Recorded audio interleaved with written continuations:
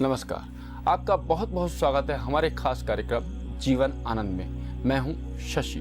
दोस्तों, हमारे जीवन में बहुत सारे दुख आते हैं और दुख आते हैं तो उनका निवारण भी जरूर होता है, और आपके दुखों के निवारण के लिए हमारा ये खास कार्यक्रम है जीवन आनंद। तो आइए प्रोग्राम की शुरुआत करते हैं। सबसे पहले स्वागत करते हैं आचार्य मनमोहन चित्रांश जी का। आचार्य जी, आपका बहुत बहुत स्वागत है। नमस्कार। आचार्य जी, मैं आपसे जानना चाहूँगा कि डिप्रेशन, टेंशन या बहुत सारे दुख, वैवाहिक शोक, संतान का शोक, ये सब क्या ग्रहों के कारण होता है? शशि जी, मैं आपको बताऊं, ये आपने बिल्कुल ठीक कहा है। ये इसके पीछे जो भी कारण है, लेकिन ग्रहों से हम उसका सारा डायग्नोसिस करके और किस कारण से है और उसका निवारण कर सकते हैं। जो ये सब दुख होते हैं, ये हमारे कर्मों का और फल का सब संबंध है। ज्योतिष जो नाम है, ज्योति का शास्त्र है, ये वेदों का नेत्र बोला है इसको। तो जब हम अंधेरे में भटक रहे होते हैं, अंधेरे में हम ठोकरें खाते हैं, कोई अंधेरे में हम कुछ समझ नहीं पाते कहाँ जाना है, क्या करना है। जब हम ज्योति जलाते हैं, दीपक जलाते हैं, प्रकाश करते हैं, तो हमको सब कुछ साफ दिखने लगता है। इसी तरह ज्योतिष हमें इन्हीं सब चीज़ों को दिखा देती है, उसको डायग्नोसिस करती है। कुंडली जो है वो उसी का एक, जैसे मशीनों से हम बीमारी का पता करते हैं, ऐसे कुंडली से ग्रहों के द्वारा हम ये पता करते हैं कि इस व्यक्ति की कुंडली में ऐसे क्या योग हैं जिसकी वजह से उसको क्या क्या दिक्कतें आनी हैं और उसको कैसे समाधान होगा। तो आचार्य जी, क्या हम अपनी डेट ऑफ बर्थ बता करके और टाइम बता करके पूरा कुंडली निकलवा सकते हैं और उसकी समस्या जान सकते हैं? बिल्कुल बिल्कुल, ऐसी कोई समस्या नहीं है जिसका समाधान ना हो, बशर्ते कि हमको समस्या का पता होना चाहिए और वो समस्या कहाँ से शुरू होती है। एक मैं आपको बात और बताता हूँ कि ये जो कुंडली है, ज्योतिष जो शास्त्र है, वो हमारा ऋषियों का दिया हुआ इतना अच्छा विज्ञान है। ये हमारा पिछला जन्म, ये जन्म और अगले जन्म तक की खबर देता है, और पीछे से हमने क्या कर्म किए हैं, जिसकी वजह से कौन कौन से ग्रह किस पोजीशन में, खराब पोजीशन में आए और अच्छी पोजीशन में आए, ये जब पता लगता है तो हम आगे उसका सोल्यूशन कर सकते हैं किसी भी तकलीफ का। और 100% सोल्यूशन है इसमें। हमारी कैपेसिटी कितनी है इस पर डिपेंड करता है।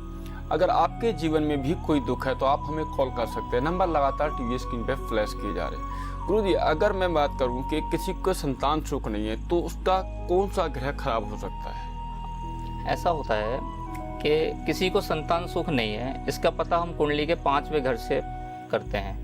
जो 5th हाउस होता है, उसका लॉर्ड कौन सा है, उसमें कौन से ग्रह बैठे हुए हैं, वो किस पोजीशन में है, किस ग्रह की दृष्टि है, वो पीड़ित तो नहीं है, वो शुभ है या अशुभ है। इससे ये पता लगता है कि इसके संतान की क्या पोजीशन होगी और उस संतान कब होगी, कैसे होगी, कैसी होगी और आगे उसका क्या फ्यूचर होगा। ये सब कुछ ग्रह बताते हैं। अगर कोई ग्रह पीड़ित है या कोई ग्रह किसी ग्रह से पीड़ित है तो उसका उपाय करने से संतान के दोष हमेशा दूर हो जाते हैं।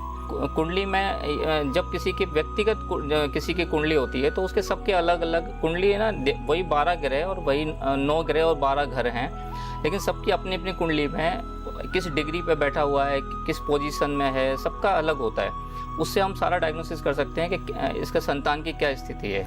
आचार्य जी, अभी जानेंगे इस बारे में और भी, पर लेकिन अभी एक कॉलर है, उनसे बात करते हैं। नमस्कार, आपका बहुत बहुत स्वागत है। नमस्कार जी गुरुजी। क्या शुभ नाम है आपका? मेरा नाम प्रिया है। जी प्रिया जी, कहाँ से बोल रही हैं? मैं दिल्ली से बोल रही हूँ। प्रिया जी, अपना सवाल बताएं। मैं गुरुजी से ये जानना चाहती हूँ कि मेरी गवर्नमेंट जॉब लगेगी या नहीं, अगर लगेगी तो किस एज तक लग पाएगी? प्रिया जी, आपके डेट ऑफ बर्थ क्या है? मेरा डेट ऑफ बर्थ है 7/9/92। 7/9/92। और टाइम, समय? सुबह 6:45 बजे। जी, आपका जन्म कहाँ पे हुआ प्रिया जी? दिल्ली में ही। दिल्ली में? हाँ जी। जी गुरु जी, ये पूछना चाह रही हैं कि गवर्नमेंट जॉब लगेगी कि नहीं लगेगी? जी, प्रिया जी, आपका 92 का जन्म है, 21वां साल चल रहा है आपका। आपके गवर्नमेंट जॉब के लगने के ना चांस हैं, काफ़ी चांस हैं। और ये आपकी अभी गोचर में भी आपके ग्रह आपके सपोर्ट में हैं, अच्छे ग्रह चल रहे हैं। जून से आपका समय अच्छा लग गया है। आप कोशिश करें, आपकी गवर्नमेंट जॉब ज़रूर लगेगी। और ये 2 साल के अंदर इस पूरी संभावना है कि आपकी गवर्नमेंट जॉब लग जाएगी। अच्छा जी, मैं आपसे जानना चाहूँगा, अगर इनको कोई उपाय करना पड़े या कोई रत्न पहनना पड़े तो वो ये क्या करें? हाँ, देखो, ऐसा होता है कि ये जो हमारा जो ग्रह होते हैं, जो हमारे पॉजिटिव ग्रह होते हैं, उसकी अगर रश्मि कमज़ोर होती है, जब बच्चा पैदा होता है उस टाइम पे उस ग्रह की रश्मि उसको पूरी तरह नहीं मिल पाती है, तो उसको पूरा करने के लिए, उसको उसकी कमी को पूरा करने के लिए हम उसको रत्न पहनाते हैं उससे रिलेटेड, जिससे उसको बहुत फ़ायदा होना शुरू हो जाता है। और अगर कोई ग्रह बहुत ख़राब है तो उसकी रश्मि उसको परेशान कर रही है, तो उसके लिए हम उसको उपाय और पूजा वगैरह और कुछ उपाय होते हैं जिसकी वजह से हम उसकी शांति कराते हैं, जिससे कि उसकी ज़िंदगी में जो नेगेटिव फल दे रहा है वो कम हो जाए। तो ये इसका एक बेसिक साइंस है। और इसके हिसाब से जिसकी कुंडली में जैसी ज़रूरत होती है उसको उस नग को पहनने से उसकी, अभी हम देखते हैं नग से बहुत चमत्कार होता है, लेकिन वो चमत्कार क्यों होता है, कैसे होता है? चमत्कार कुछ नहीं है, हर चीज़ की एक साइंस है। क्योंकि हमको उसका बीज का उसका कारण नहीं पता होता है, इसलिए हम उसको चमत्कार समझते हैं।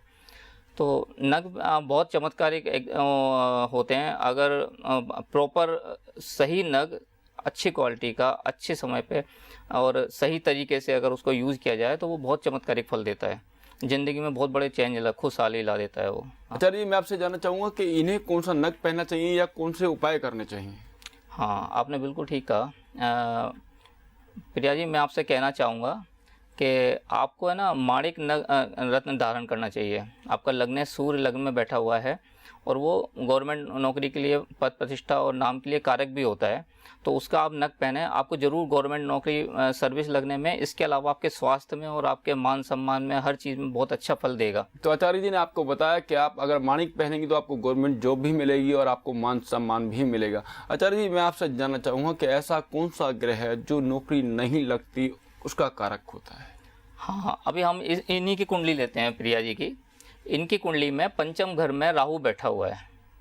वो राहु सूर्य के ऊपर इफेक्ट डालता है और इनके नवम भाव को भी देखता है और इनकम के घर को भी देखता है और वो संतान का घर भी है। तो वो राहु जो है इनको कई तरह से प्रॉब्लम दे रहा है। तो कैरियर में भी आंशिक काल सर्पयोग है इनका, शनि केवल बाहर है, बाकी सारे ग्रह इनके राहु और केतु के बीच में बैठे हुए हैं। राहु इनका कम डिग्री का है, राहु और केतु, इसलिए ठीक है, ज़्यादा दिक्कत नहीं दे रहा है। लेकिन इसका उपाय करने से ही इनको आगे रास्ता क्लियर होगा। और जो नेगेटिविटी है, जैसे हम ताज़ा सांस ले रहे होते हैं और उसमें धुआं भर जाता है, इस तरह से ये राहु है, ये ख़राब इफ़ेक्ट डालता है ज़िंदगी में। तो हमको घुटन होने लगती है। जब हम उसको क्लियर करते हैं, उस कारण को हटाते हैं, तब हम स्वस्थ हो जाते हैं और हमको सांस लेने में आसानी होती है। इसी तरह जब ये राहु का उपाय करेंगे तो ऑटोमेटिक ही रास्ते खुल जाएंगे, क्लियर हो जाएंगे। और माणिक पहनना यानी कि सूर्य को पावरफुल बनाना और राहु के उपाय करने से इनकी ज़िंदगी में खुशहाली और अच्छे रास्ते खुलते चले जाएंगे। अच्छा जी, मैं आपसे जानना चाहूँगा कि राहु के लिए इन्हें कौन से उपाय करने चाहिए? हाँ, इनको राहु के लिए मैं आपको बताऊं, इनका पंचम घर में राहु है। अगर ये भगवान शंकर की पूजा करें और 5 प्रदोष के व्रत करें तो प्रिया जी आपको बहुत फ़ायदा होगा। आप प्रदोष के व्रत करें, शुक्ल पक्ष के प्रदोष महीने में 2 बार आते हैं। आप एक शुक्ल पक्ष वाला प्रदोष का व्रत करें और सुबह भगवान शंकर के मंदिर में जाएं और उनके परिवार की पूजा करें। उसके बाद सारा दिन फलाहार आप ले सकते हैं बीच में। और सूर्यास्त होने के बाद शाम को आप शंकर भगवान को याद करके घर में दिया जलाएं। उसके बाद व्रत को खोलें बिना नमक के। अनाज ले सकते हैं आप, पर नमक ना खाएं। ऐसे 5 प्रदोष करें, आपको बहुत फ़ायदा होगा। भगवान की कृपा आपको तुरंत मिलती हुई महसूस होने लगेगी। आप सच्चे दिल से करें इसको। आचार्य जी अभी कॉलर है, उनसे बात करते हैं। नमस्कार, बहुत बहुत स्वागत है आपका। नमस्कार। क्या शुभ नाम है आपका? यशी भटनागर। जी, कहाँ से बोल रही हैं यशी भटनागर जी? दिल्ली से। जी, क्या सवाल है आपका? मैं अपनी जॉब के बारे में पूछना चाहती हूँ। जी, आपका डेट ऑफ बर्थ? 25 मार्च 1992। 25 मार्च? हाँ जी। 1992? जी, जन्म स्थान? दिल्ली। जी, समय? 1:05। सुबह के शाम के? सुबह का। सुबह के। जी गुरुजी। जी आचार्य जी, बहुत कम उम्र है इनकी और अभी से जॉब के लिए परेशान है। हाँ, कोई नहीं, ये उम्र है, इसी उम्र में जॉब के लिए परेशान होना पड़ता है। और बड़ा अच्छी वो है इनकी, ये अच्छी लड़की हैं। इनकी धनु लग्न है, बहुत अच्छे एनर्जिक लोग होते हैं धनु लग्न वाले। उसका सिंबल सी तीर लिए हुए सांड के उस पर एक एनर्जी और इंसान का मस्तिष्क और एनर्जी दोनों का मेलजोल होता है। और 10वें से इनका बुध है। इनकी जॉब इसी साल में लगने के चांस हैं, इस साल के लास्ट में अच्छी जॉब लगेगी इनकी। ये फाइनेंस से रिलेटेड किसी लाइन में जाएंगे और अच्छी तरक्की होगी इनकी। अभी इनका वृश्चिक राशि है, इस पे 7.5 ही चल रही है शनि की। तो अगर भटनागर जी आप शनि के उपाय करें, शनि मंदिर में जाके आप तेल चढ़ाएं, अपना चेहरा देख के और तेल का दान दें, तो आपको बहुत फ़ायदा होगा और आपकी जॉब जल्दी लगने के चांस बनेंगे। उसकी वजह से, शनि की वजह से थोड़ा सा अड़चन आ रही है इनको। शायद आपकी मम्मी की भी तबीयत ठीक नहीं होगी, उनकी भी स्वास्थ्य में प्रॉब्लम आ रही है शनि की वजह से। तो आप शनि के उपाय करें, उससे आपकी मम्मी को भी आराम होगा, आपके जॉब में काफ़ी लाभ होगा। 7, 8, 9, 10 इनकम घर को शनि देखता है, वो उसने रोक लगा रखी है। तो आप शनि के उपाय करें, आपको ज़रूर नौकरी मिलेगी और बहुत अच्छी नौकरी मिलेगी। आप बहुत बुद्धिमान और बहुत अच्छे हैं, बहुत अच्छा भविष्य आपका, नौकरी अच्छी लगेगी आपको इसी साल में। अच्छा जी, इसी साल में इनकी जॉब लग जाएगी। शनि का उपाय करने से क्या कोई रत्न भी पहनना पड़ेगा इनको? रत्न के लिए ये बहुत एक अच्छी क्वालिटी का कोलंबियन पन्ना धारण करें, 6.25 रत्ती का। उससे इनको कैरियर में बहुत सपोर्ट मिलेगा और सर्विस तो अच्छी लगेगी, लेकिन और लाइफ इनके लिए वो अच्छा फल देगा। आचार्य जी, अब मैं आपसे जानना चाहूँगा कि बहुत सारे लोगों के जीवन में वैवाहिक सुख की कमी होती है, उसका ग्रह कौन सा कारक होता है कि जीवन में वैवाहिक सुख नहीं मिल पाता उन्हें? शशि जी, वैवाहिक जीवन के लिए, वैवाहिक सुख के लिए सप्तम घर हमारे ज्योतिष में निश्चित किया गया है। तो लग्न से सप्तम और चंद्रमा से सप्तम ग्रह इस घर इसके लिए देखा जाता है।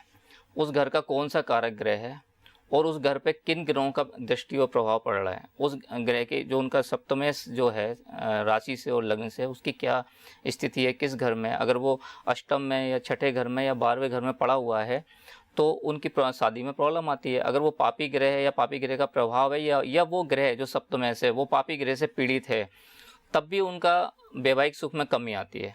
वैवाहिक सुख में कमी किसी भी तरह की हो सकती है। विवाह होने में दिक्कत आती है, फिर हो जाता है विवाह तो फिर बाद में दिक्कत आती है, आपस में तालमेल नहीं बैठता है, या किसी भी कारण से विचारों में मतभेद होना, दूर दूर हो जाना, एक दुर्घटना होना, इस तरह की स्थितियां बन जाती हैं कि ग्रहों के अकॉर्डिंग और उसके अकॉर्डिंग कि वो वैवाहिक सुख पूरी तरह से उसका आनंद नहीं ले पाते हैं किसी भी तरीके से। आचार्य जी, अगर हमारा सप्तमेश खराब है तो उन्हें क्या क्या उपाय करने चाहिए ताकि उन्हें वैवाहिक सुख की प्राप्ति हो सके?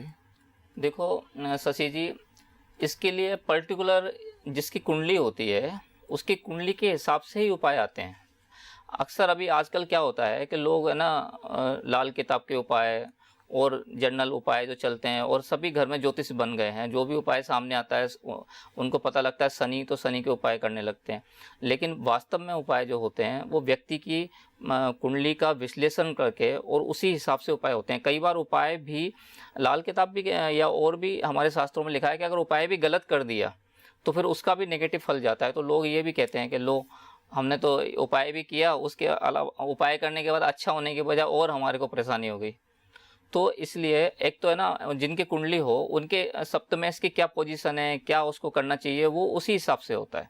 जब किसी की कुंडली को हम विश्लेषण करते हैं तब उसका सही, जैसे ऐसा है जैसे किसी को बुखार हुआ, अब बुखार में लोगों ने पैरासीटामोल खा ली और बुखार उतर गया, लेकिन वो उसका सोल्यूशन नहीं है, वो टेम्परेरी बुखार उतारने का है। वो बुखार किसी भी कारण से हो सकता है, वो मलेरिया हो सकता है, वायरल हो सकता है, कोई भी बीमारी हो सकती है, डेंगू हो सकता है। तो उसको जब हम पता करेंगे तब उसकी पर्टिकुलर दवा देंगे तब वो क्योर होता है। इसी तरह कुंडली में जब उसका कारण हम जान लेते हैं कि ये किस कारण से इनके वैवाहिक जीवन में परेशानी आ रही है, वो उसको लड़की को दिक्कत है या लड़के को दिक्कत है या घर में किस कारण से क्या दिक्कत है, तो वो जब हम उस हिसाब से उपाय करेंगे तो 100% उसका बहुत अच्छे रिजल्ट आते हैं। मेरा ऐसा व्यक्तिगत अनुभव है कि जहाँ ऐसा लगता है कि असंभव लगता है कि इनके रिश्ते बिगड़ने वाले हैं, तलाक होने वाला है, बात करने को मतलब हो ही सुधार ही नहीं सकता, थोड़े से उपाय करने से एकदम से परिस्थितियाँ चेंज हुई। कुदरत है वो अपने आप अपना काम करती है। आप जैसे भगवान के शरण में जाते हो, जैसे आप सही उपाय करते हो, जैसे आपकी फ्रिक्वेंसी ईश्वर से मैच होती है, जो ये प्रकृति का जो नियम है उसके हिसाब से, जैसे आपका तालमेल ठीक बनता है, जैसे आपका और क्योर होता है, जैसे हम उस ग्रह के और उस भाव के हिसाब से उनको उपाय देते हैं और वो उसको करते हैं, तो उस उपाय के करने से पूरी प्रकृति में वो एक वाइब्रेशन, एक फ्रिक्वेंसी उनकी मैच करती है उस तरह से, और वो सॉल्यूशन अपने आप सामने आते हैं। हैरानी होती है कि कैसे उनका जीवन खुशहाल हो जाता है। आचार्य जी, कहने का मतलब ये है कि हमें उपाय तब करने चाहिए जब हम अपनी पूरी कुंडली का विश्लेषण करवा लें। अगर आपके जीवन में भी कोई समस्या है तो आप हमें कॉल कर सकते हैं। अभी वक्त तो चला छोटे से ब्रेक का, देखते रहिए जीवन आनंद। ब्रेक के बाद आपका एक बार फिर स्वागत है हमारे खास कार्यक्रम जीवन आनंद में। अगर आपका भी कोई सवाल है तो आप हमें कॉल कर सकते हैं। नंबर लगातार टीवी स्क्रीन पे फ्लैश किए जा रहे हैं। आचार्य जी, अभी एक कॉलर है, उनसे बात करते हैं। नमस्कार, बहुत बहुत स्वागत है आपका। नमस्कार गुरुजी, मैं सोनम बोल रही हूँ पटना से। जी, क्या जानना चाहती हैं सोनम जी? मुझे अपने भाई की शादी के बारे में पूछनी थी। जी, उनका शादी डेट कब तक होगी? जी, उनका डेट ऑफ बर्थ बताएं। 30 अक्टूबर 1985, 30 पटना बिहार। 30 अक्टूबर 1985, पटना बिहार। समय? सुबह के 9:30 बजे। सुबह के 9:30 बजे। हाँ जी। जी, और जन्म स्थान? पटना। उनका नाम क्या है? राजन। राजन जी, अपने भाई राजन के बारे में जानना चाहती है कि उनकी शादी कब तक होगी? हाँ, देखो सोनम जी, आपके भाई जो राजन हैं, इनकी कुंडली में सप्तम शुक्र नीच का बैठा हुआ है कन्या राशि में। तो इसका उपाय आप करें और उनके शादी होने के चांस बनेंगे। गुरु नीच का है, जो सप्तम भाव को देख रहा है, शुक्र को, शुक्र का शत्रु है। और शनि के सप्तम में भी शुक्र का ही घर पड़ता है और इसकी वजह से उनकी शादी में बहुत ज़्यादा प्रॉब्लम है। तो आप शुक्र के लिए उपाय करें और गुरु के लिए भी उपाय करें। तो मैं आपको बता देता हूँ कि आपको ना, एक तो शुक्र के लिए आप ना रत्न भी धारण कर सकते हो। एक अच्छा ओपल पहनना या डायमंड पहनना आपके लिए ठीक, आपके भाई के लिए ठीक रहेगा। इसके अलावा गाय को हरा चारा डलवाना। बुधवार को कंटिन्यू 11 बुधवार आप गाय को हरा चारा अपने भाई से डलवाएं। कम से कम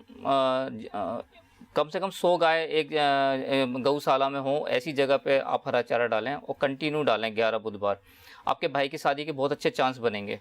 बुध के घर में शुक्र नीच का बैठा हुआ है, जिसके उपाय करने से उनको बहुत फ़ायदा होगा, वरना उनको बहुत दिक्कतें आएंगी। शादी में भी दिक्कत आएंगी, शादी होने में भी, शादी होने के बाद भी दिक्कत आएंगी। इसके अलावा शुक्र जो है वो किसी भी व्यक्ति की कुंडली में, जेंट्स की, पुरुष की कुंडली में, वो स्त्री का कारक होता है। जब स्त्री का कारक शुक्र है, वो सप्तमेश भी हो, चंद्रमा से सप्तमेश भी है, जब वो नीच का होकर बैठा हुआ है तो शादी होना ही मुश्किल हो जाती है। अगर होती भी है तो फिर वो टिकती नहीं है और दूसरी शादी होने के चांस बनते हैं। और 11th हाउस में शुक्र बैठा हुआ है मंगल के साथ, और दूसरी शादी के बाद फिर उसमें भी दिक्कत आती है। इसलिए ये बहुत ज़रूरी है कि आप शुक्र के उपाय ठीक से करा लें और किसी है ना, अपनी कुंडली का अच्छी तरह से विश्लेषण करके आपको ठीक से उपाय करने चाहिए। क्योंकि मैं आपको एक बता रहा हूँ, ये उपाय से फ़र्क पड़ेगा। पूजा गाय के ये चारा देने से और गुरु के भी उपाय करने से। गुरु के उपाय के लिए भी आप नवग्रह मंदिर में भी बृहस्पति भगवान की जाके पूजा कर सकते हैं। एक सफ़ेद चने की माला गुरुवार को आप बृहस्पति भगवान को पहनाएं, घी का दिया जलाएं और उससे प्रार्थना करवाएं अपने भाई से। वो वहाँ जाके बोलें, प्रार्थना करें, अपना नाम गोत्र नक्षत्र बोल के कि कोई पिछले जन्म की कोई गलती हो जिसकी वजह से इस जन्म में दिक्कत आ रही है, तो माफ़ी मांगें, भगवान से प्रार्थना करें और आशीर्वाद लें। उनकी ज़रूर शादी होगी और अच्छी शादी होगी। और ज़्यादा अच्छा हो कि अगर आप उनकी कुंडली का ठीक से विश्लेषण करवा के प्रॉपर उपाय उनसे अच्छी तरह और जान सकें और करवा लें। तो सोनम जी, आप अपने भाई से इन उपायों को करवाइए, उनको फ़ायदा ज़रूर होगा और शीघ्र शादी होने के चांस बनेंगे। और अपने भाई की कुंडली का एक बार पूर्ण विश्लेषण करवा लीजिए। आचार्य जी के नंबर लगातार टीवी स्क्रीन पे फ्लैश किए जा रहे हैं। आचार्य जी, अब मैं जानना चाहूँगा आपसे कि मूंगा किस काम आता है? अगर मूंगा कोई धारण करता है तो क्यों पहनना चाहिए उसे मूंगा? शशि जी, मूंगा मंगल ग्रह के लिए यूज़ होता है, उसको उपयोग में लाया जाता है। मंगल ग्रह अगर शुभ होता है और वीक होता है, मूंगा समुद्र में से निकलता है। और ये हमारे ऋषियों की बड़ी खोज है। ये आज साइंस में इतनी खोज हो रही है, लेकिन उन्होंने पहले किस तरह से ये देख लिया कि एक समुद्र के अंदर एक लकड़ी है वो, जो कि मंगल ग्रह से रिलेटेड है। और मैं आपको एक बात और बता दूं, आपने पूछा है कि मूंगे का जिक्र किया है, तो कि मूंगा देखो समुद्र के अंदर होता है, पानी के अंदर, लेकिन जो असली मूंगा होता है जब आप देखेंगे तो वो पानी में गीला नहीं होता है। आप उसके ऊपर पानी की बूंद रखेंगे तो वो गीला नहीं करेगी, उसको वहीं रखी रहेगी। आप उसको ऐसे हिलाएंगे तो वो गिर जाएगी। और वो सूखा रहता है, वो उसका सीधा मंगल ग्रह से कनेक्शन है। मंगल ग्रह जब कमज़ोर होता है तो उसकी रश्मियों को वो बहुत पावर के साथ हमारे शरीर में देता है, उसकी पूर्ति करता है, जिससे कि मंगल कमज़ोर होने से जो नेगेटिविटी बन रही होती है, जो नेगेटिव ऊर्जा हमारे जीवन में आने की वजह से जो प्रॉब्लम है मंगल ग्रह की वजह से आ रही होती हैं, वो सबकी कुंडली में अलग अलग आती हैं, कैसे बैठा है, कहाँ बैठा है, लेकिन उसकी पूर्ति होना शुरू हो जाती है, यानी कि वो प्रॉब्लम है सॉल्व होना शुरू हो जाती हैं। तो मूंगा धारण करने से मंगल से रिलेटेड जो कमजोरियां, या जैसे मंगल ब्लड का भी कारक होता है, इफेक्ट डालता है, और उसका कलर लाल होता है, जैसे लाल रंग की जो चीज़ें वो मंगल से रिलेटेड होती हैं। तो मूंगा पहनने से हमारे अंदर जैसे किसी को खून की कमी है, कोई स्वास्थ्य की प्रॉब्लम है, या मंगल किसी के शादी के रिलेशनों पे असर डाल रहा है, और जो भी कुंडली के अकॉर्डिंग जो प्रॉब्लम आ रही है वो दूर होना शुरू हो जाती है। आचार्य जी, अब मैं आपसे जानना चाहूँगा कि चलते चलते वास्तु का एक छोटा सा टिप।